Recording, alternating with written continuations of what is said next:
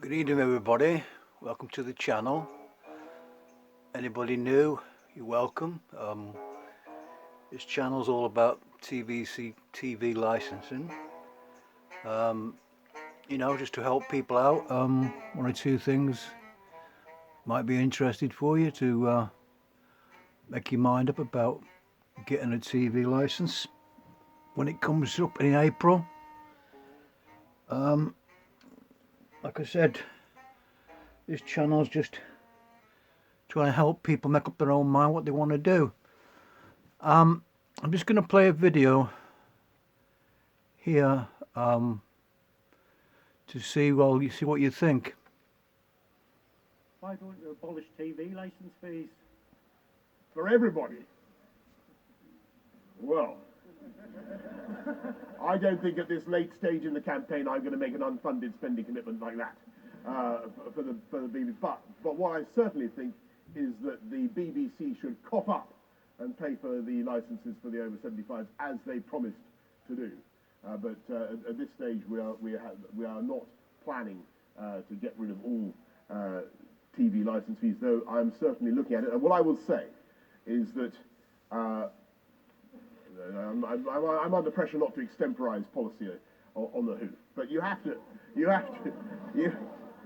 to ask yourself whether that kind of approach to funding a TV, a media organisation, still makes sense in the long term, given the way other organisations manage to fund themselves. That's all I will say.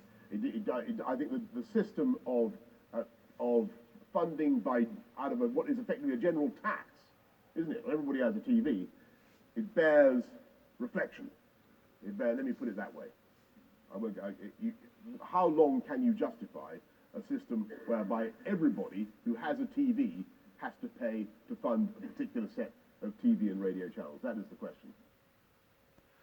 So what do you think of Boris then? So he's making a few things he said on the election thing. When he was going to get Prime Minister, he said a few things, but these politicians always change their minds. But one other guy I'm going to tell you about is this guy, this Gareth Bacon.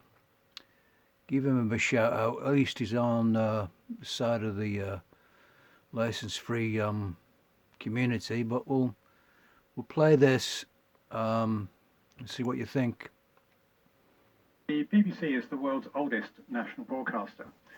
Founded in 1922, it played a pivotal role during the time of this country's greatest peril in World War II. Domestically, it helped to unite the nation. Internationally, it broadcast truth and hope to a world shrouded in darkness. The licence fee was originally conceived in 1946 to fund television in the post-war years, when there was only one channel and one broadcaster. Its guiding principles to educate, entertain and inform in an impartial manner were greatly appreciated by all, and I speak as someone who previously greatly admired the BBC with its history of impartial journalism and the wide range of programmes offered. However, in 2021, times have changed markedly. With the rise of satellite and online streaming offering consumers the choice of hundreds of channels, the imposition of a compulsory tax, payment of which is punishable by imprisonment, is now rightly questioned. The decision to renege on the deal agreed with the government in 2015 to provide free TV licences to those aged over 75 has rightly been criticised. Standards at the BBC have notably slipped in the 21st century, and it has fallen a long way from its original founding principles. Too often it deviates from its requirement to operate in an impartial manner, not in a partisan political way, but certainly in a tonal and ideological way. This has been particularly acute in recent years. For example, the tone of its coverage of the Brexit process and the progress of the coronavirus pandemic have been markedly skewed. Presenters' personal opinions have been presented as facts, and the proportion of interviewees representing one side of an issue heavily outweighing those of another. Highly paid BBC employees have taken to expressing their personal political views on social media, making a nonsense of the corporation's claims to be committed to impartiality. BBC executives increasingly appear to believe that the world of Twitter represents the collective view of the real world. And in an attempt to pander to the world of social media, the BBC's output has become increasingly woke, with almost every aspect of its output, from news broadcasts to light entertainment to even costume dramas, embracing a distorted worldview. And this reached its nadir last year when a particularly appalling decision was taken to ban the words of Land of Hope and Glory and Royal Britannia from the BBC's broadcasting of The Last Night of the Proms, with allegations that songs had racist overtones and should not be heard. The deluge of criticism this insult to the nation provoked soon led to a volte-face, but the fact that such a disastrous error of judgment could have been made is a remarkable indictment of the leadership of the BBC in recent years.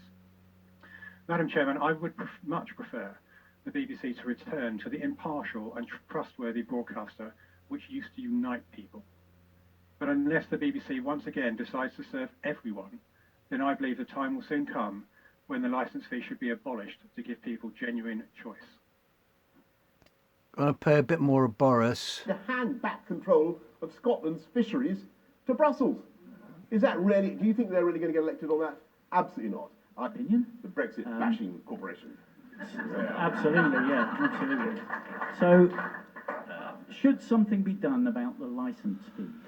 Well, what I will say is that I think it's absolutely monstrous that the BBC, having been given quite a generous settlement, should now mysteriously discover that all their highly expensive presenters, mean that they can't afford to look after over 75-year-olds when it comes to their TV licence. And I think we should.